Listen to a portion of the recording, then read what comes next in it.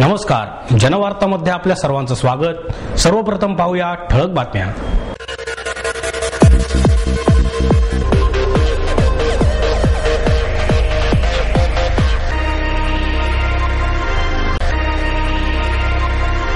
गजानन महाराजांच्या प्रगट दिनानिमित्त भाविकांनी दर्शनासाठी केली अलोट गर्दी। मनपा सभागृहात महिला लोकप्रतिनिधींनी आवाज उठवल्यामुळे महिला स्वच्छतागृहांसाठी धोरण करणार असल्याची आयुक्तांची ग्वाही। सिंहगड स्प्रिंगडेल शाळेने केलेल्या फी दरवाढीच्या निषेधार्थ पालक संघाच्या वतीने निषेध मोर्चाचे आयोजन। चित्रपट चालत नसल्यामुळे पब्लिसिटी स्टंट करून प्रसिद्धी मिळवण्याचा प्रकार निर्माते करीत आहेत, प्रभात चित्रपटगृहाचे मालक विवेक दामले यांचा आरोप। शिवाजीनगरमध्ये झालेल्या गँगवॉरमध्ये गुंड माऊली शिंदे याचा गोळ्या घालून खून। लायन्स क्लबच्या वतीने घडामोडींचा आढावा घेणाऱ्या लायन्स न्यूजचे उद्घाटन प्रांतपाल राज मुछाल यांच्या हस्ते संपन्न। दगडखाण कामगारांच्या वतीने विविध मागण्यांसाठी जेल भरो आंदोलन। महाराष्ट्र अंधश्रद्धा निर्मूलन समितीच्या वतीने बोवाबाजी विरोधी चमत्कार प्रशिक्षण कार्यशाळेचे आयोजन।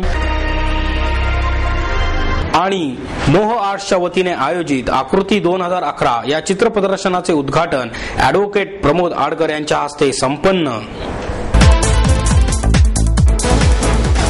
गजानन महाराजांच्या प्रगट दिनानिमित्त भाविकांनी दर्शनासाठी अलोट गर्दी केली। आज 24 फेब्रुवारी गजानन महाराज यांच्या प्रगट दिनानिमित्त भाविकांनी गजानन महाराजांच्या दर्शनासाठी अलोट गर्दी केली। तुळशीबाग येथील गजानन महाराजांच्या मठात विविध कार्यक्रम आयोजित करण्यात आले। येथे गजानन महाराजांच्या दर्शनासाठी आलेल्या भाविकांनी या कार्यक्रमास उत्स्फूर्त प्रतिसाद दिला। तसेच आबालवृद्धांसह अनेक नागरिकांनी गजानन महाराजांच्या पादुकांना मनोभावे वंदन केले। या मठाला सुंदररित्या सुशोभित करण्यात आल्यामुळे अनेक भाविक येथे आकर्षित होत होते। मठाच्या वतीने दर्शनासाठी आलेल्या भाविकांना प्रसादाचे वाटप करण्यात आले। मनपा सभागृहात महिला प्रतिनिधींनी आवाज उठवल्यामुळे महिला स्वच्छतागृहासाठी धोरण करणार असल्याची ग्वाही आयुक्त महेश झगडे यांनी दिली। महापौर मोहनसिंग राजपाल यांच्या अध्यक्षतेखाली झालेली सर्वसाधारण सभेच्या कामकाजातील त्रुटी चव्हाट्यावर आली। राष्ट्रवादीच्या अश्विनी कदम यांनी महिला वर्गाला भेडसावणाऱ्या स्वच्छतागृहांच्या प्रश्नाला वाचा फोडली। मात्र या गंभीर प्रश्नाकडे लक्ष वेधण्यासाठी त्यांना सुमारे तासभर महापौरांच्या अनुमतीची वाट पाहावी लागली। त्यात बोलण्यास संधी मिळत नसल्याचे पाहून त्यांनी आक्रमक पवित्रा घेतला आणि एकाच विषयावर चर्चेचा फड रंगवितानाच प्रशासनाची फेरतपासणी घेणाऱ्या नगरसेवक रूपी वकिलाची उलट तपासणीला पूर्णविराम मिळाला। महिलांसाठी सभागृहांच्या विषयावर कदम यांच्या पाठोपाठ सभागृहातील अन्य महिला लोकप्रतिनिधींनी सभागृहाला धारेवर धरले। यावेळी अश्विनी कदम म्हणाल्या की महिला बाल कल्याणासाठी टेंडर बजेटची तरतूद झालेली आहे, पण आजपर्यंत स्वच्छतागृहांची काय व्यवस्था केली आणि आहे त्यांची स्थिती काय याचा खुलासा प्रशासनाकडे मागितला। मात्र यावेळी त्यांनी महिला लोकप्रतिनिधींना सन्मान द्या अशी विनवणी करताना इथे अभ्यासू लोक आहेत, पण एकाच विषयावर किती वेळा बोलतात। त्यावर भाजपच्या गटनेत्या मुक्ता टिळक यांनीही 112 कोटी महिलांसाठी बजेट असताना शहरात काय पालिका भवनातच चांगली स्वच्छतागृहे नाहीत याकडे लक्ष वेधून 3200 कोटी अंदाजपत्रक असणारी पालिका महिलांसाठी 1 कोटी खर्च करू शकत नाही अशी खंत व्यक्त केली। अखेर आयुक्त महेश झगडे यांनी महिलांसाठी शहरात स्वच्छतागृहे नाहीत ही वस्तुस्थिती मान्य करून नव्याने स्वच्छतागृहांचे धोरण करण्यात येईल, त्यानुसार रिवाइज डीपी मध्ये जागा आरक्षित केल्या जातील अशी ग्वाही दिली।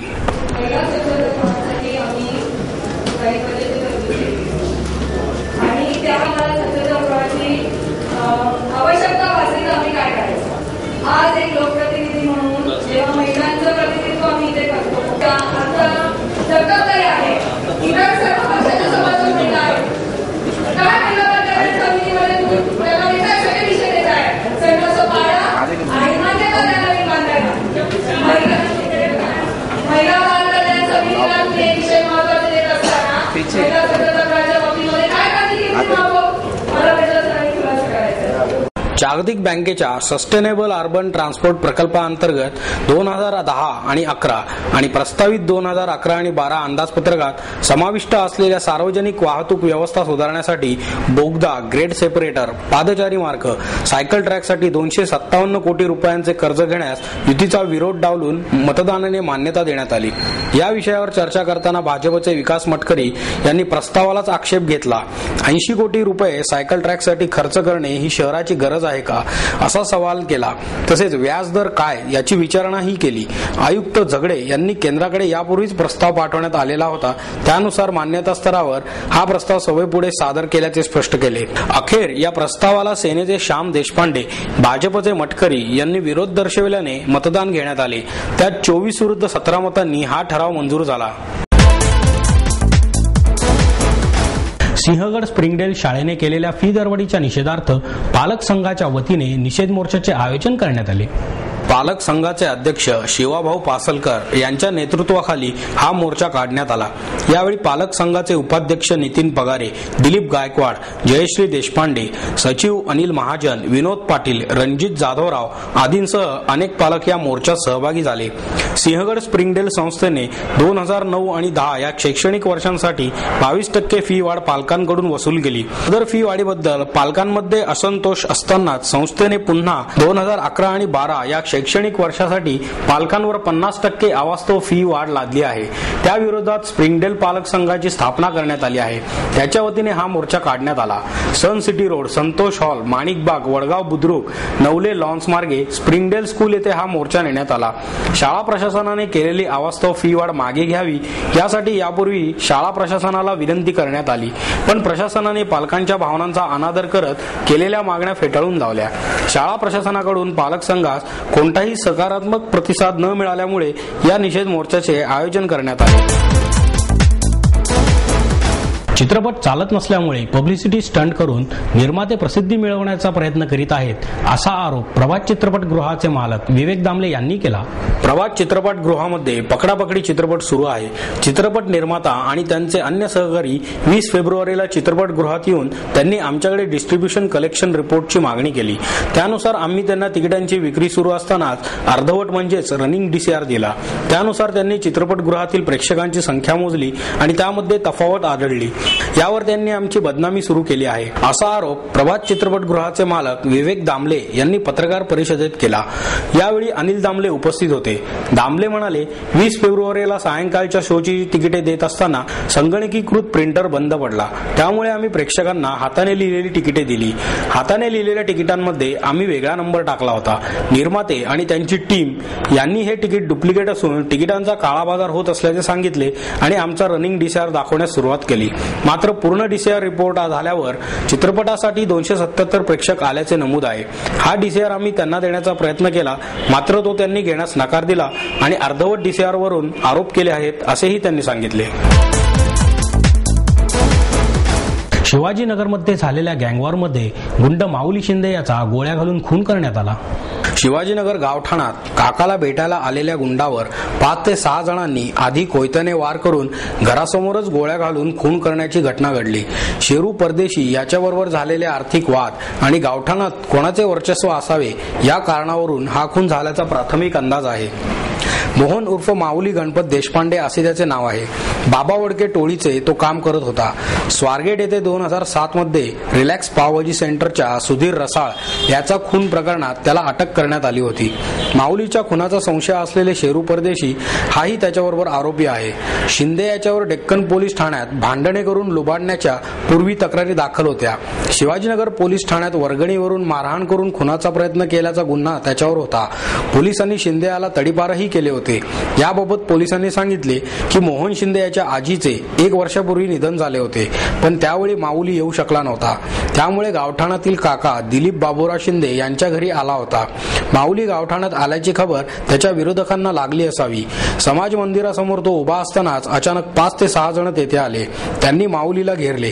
कोयता चॉपरने त्यांच्यावर वार करत त्यांनी माऊलीला पुन्हा घरासमोर आणले. तेथे त्यांच्यातील एकाने आपल्या जवळील रिव्हॉल्वर काढून जवळून 3 गोळ्या माऊलीवर झाडल्या.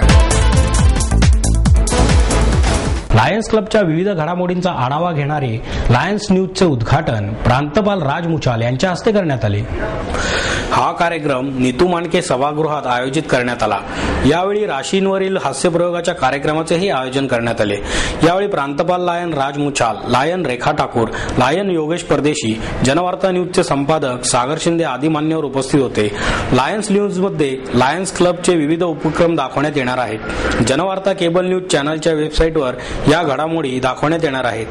www.punejanwartanews.com या वेबसाईटवर हे दिसतील।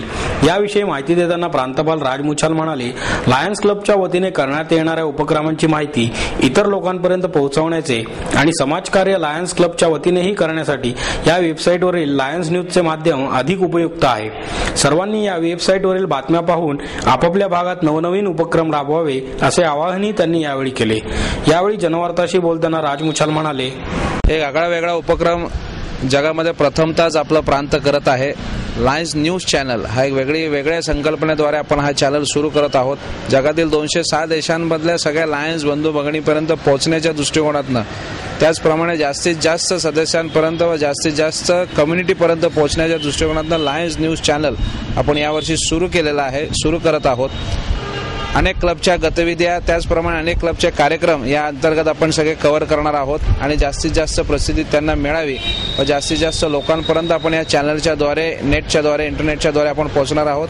याला सहकार्य आपल्याला पुणे जनवार्ता न्यूज यांनी आपल्याला उत्कृष्ट सहकार्य केलेलं आहे। त्याचं संपूर्ण कोऑर्डिनेशन आपली IT टीम, त्याचप्रमाणे पुणे जनवार्ता न्यूज चॅनलचे माननीय सागर शिंदे यांची साथ आपल्याला लाभलेली आहे।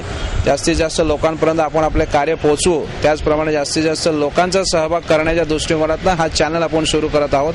जास्तीत जास्त क्लबच्या सदस्यांनी, त्याचप्रमाणे क्लबच्या अध्यक्षांनी याचा निश्चितपणे लाभ घ्यावा आणि एक वेगळ्या संकल्पनेला कुठेतरी उचलून धरण्याच्या दृष्टिकोनातून व प्रसिद्धी माध्यम जे आपल्या आंतरराष्ट्रीय संघटने आपल्याला सांगते की जे कार्य आपण करतो ते समाजापर्यंत पोहोचवण्याच्या दृष्टिकोनातून आपलं मीडिया आणि पब्लिक रिलेशनच्या दृष्टिकोनातून ही अतिशय महत्त्वाचं असं हे उपक्रम आहे।